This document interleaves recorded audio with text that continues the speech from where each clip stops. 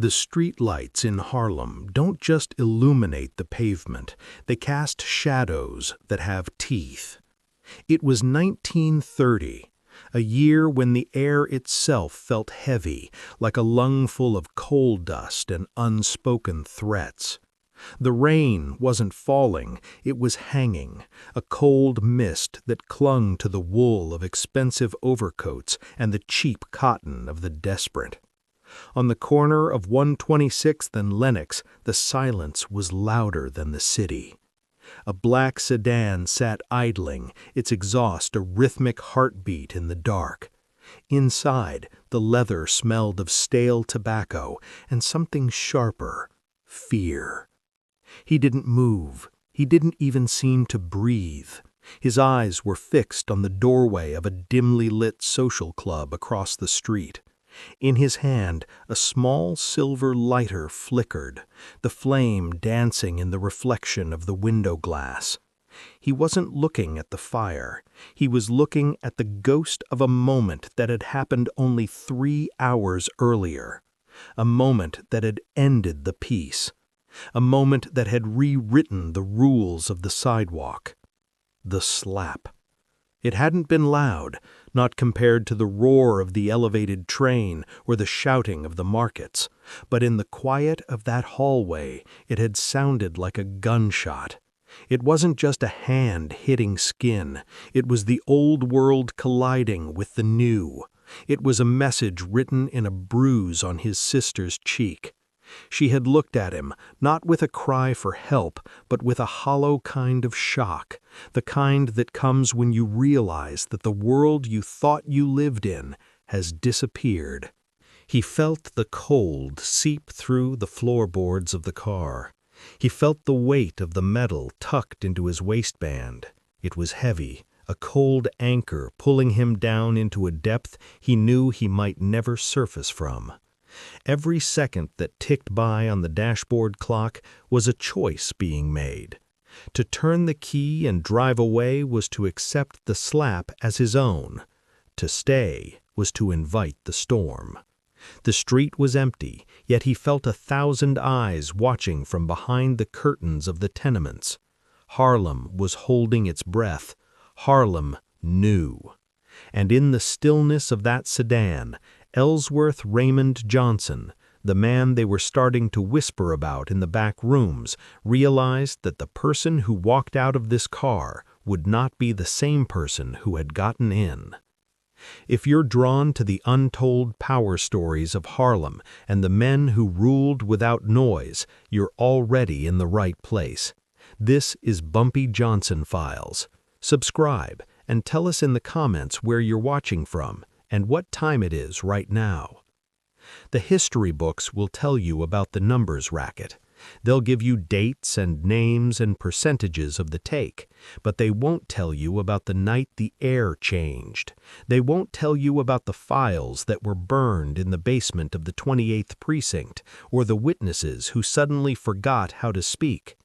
There is a version of Harlem that exists only in the memories of the old men who sit on the stoops. And that version says that the soul of the neighborhood wasn't one in a boardroom or a precinct. It was one in the dark, between the heartbeats of a man who had been pushed too far. The world thinks it knows Bumpy Johnson. They think they know the king of Harlem.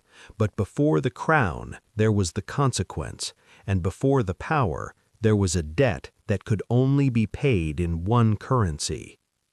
Before he was a legend, Ellsworth was just a man with a mind that moved faster than the people around him. He was a man who preferred the quiet corners of the library to the loud bravado of the speakeasies.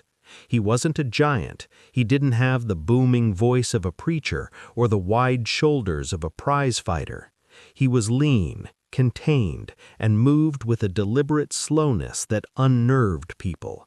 There was a restlessness in him, a friction between the life he was expected to lead and the intellect he possessed.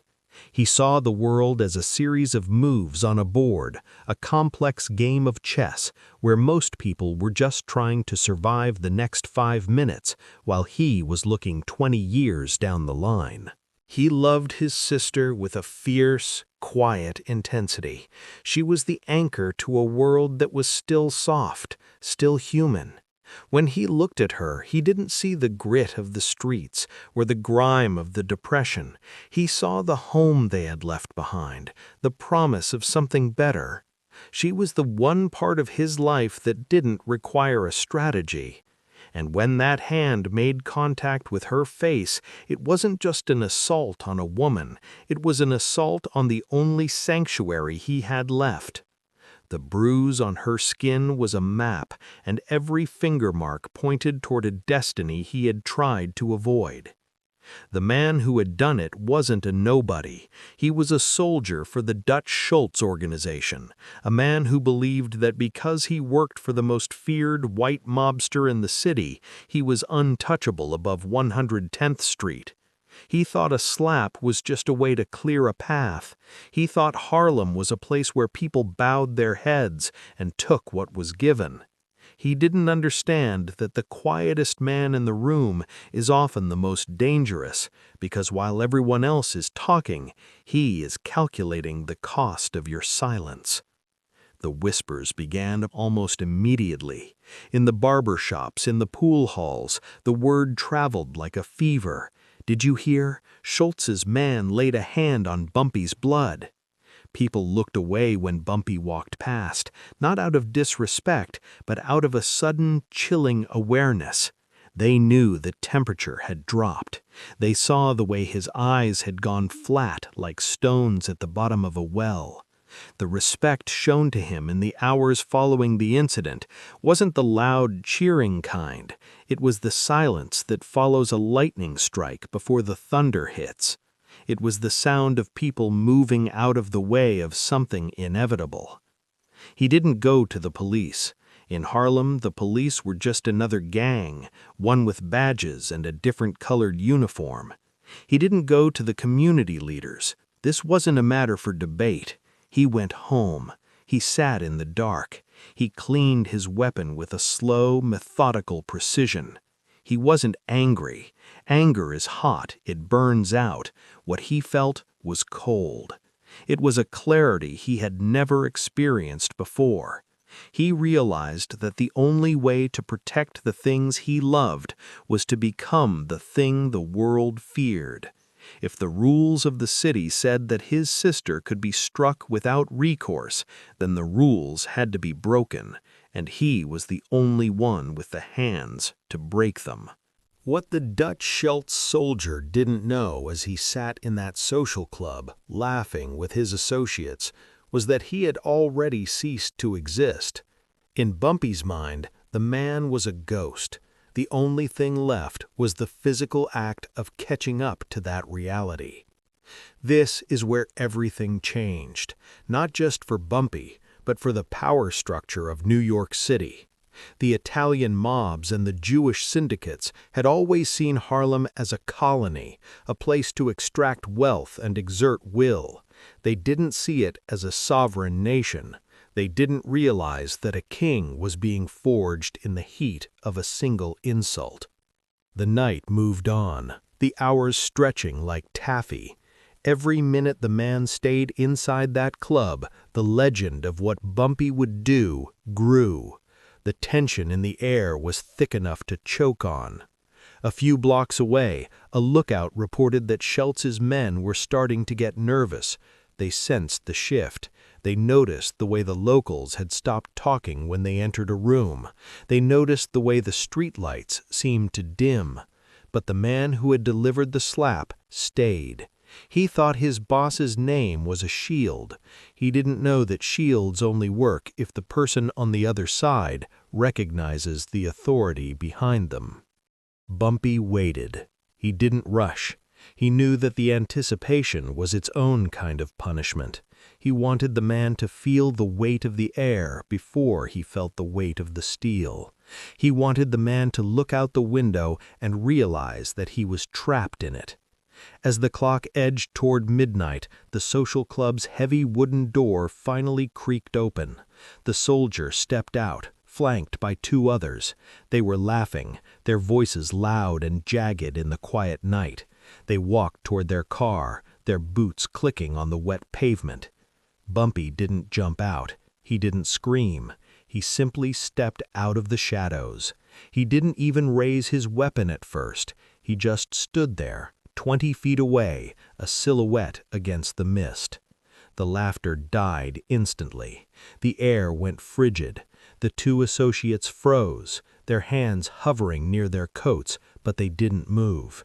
There was something in Bumpy's posture, a terrifying, absolute stillness that told them if they reached for their guns, they would be dead before they cleared leather. The man who had slapped Bumpy's sister took a step back. His face, which had been flushed with gin and arrogance, turned the color of ash. He looked at Bumpy, and for the first time in his life, he saw a man who wasn't afraid of the name Dutch Schultz. He saw a man who wasn't afraid of dying, and that is the most dangerous person in the world. Bumpy walked forward, his pace steady, almost rhythmic. He didn't look at the associates. He looked only at the man's eyes. He reached out, and with a hand that was steady as a surgeon's, he didn't pull the trigger. Not yet. He reached out, and he touched the man's cheek. He did it gently, almost like a blessing. The man was trembling so hard his teeth were chattering.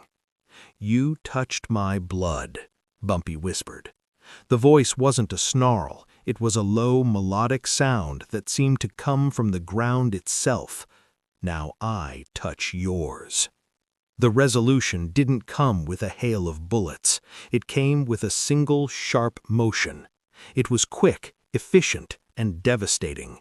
There was no struggle. There was only the sound of a body hitting the pavement and the frantic footsteps of the associates as they scrambled away into the night, leaving their companion behind.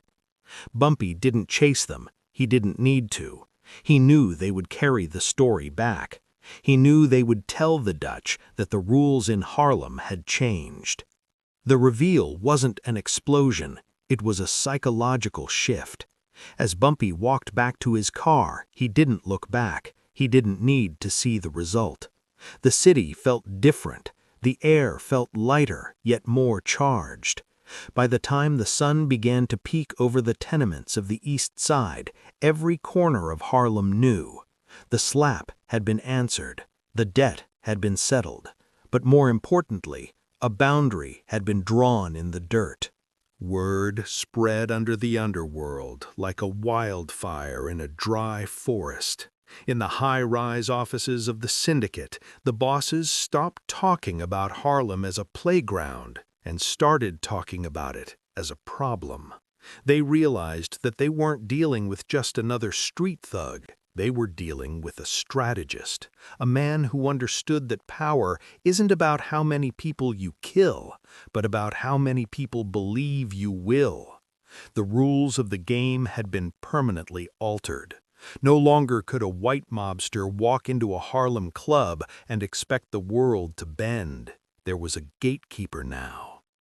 The moment became larger than Bumpy himself. It became the foundation of a legacy that would span decades through wars and riots and the rise and fall of empires. It was the night the neighborhood realized it had a spine. It was the night the Bumpy of the books became the Bumpy of the streets. Power is a curious thing. Most people chase it, loud and desperate, only to find it slips through their fingers like sand. But for some, power is a burden they accept because the alternative is intolerable. It is a game of patience, of seeing the board when everyone else is looking at the pieces.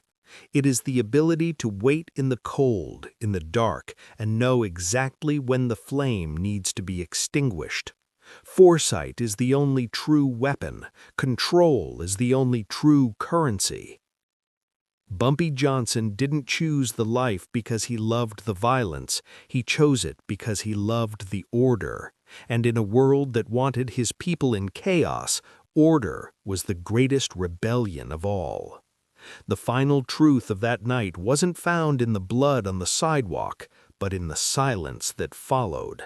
A silence that told the world Harlem no longer belonged to the highest bidder.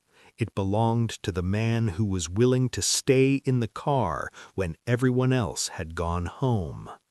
This is Bumpy Johnson Files. Subscribe for the stories history tried to bury.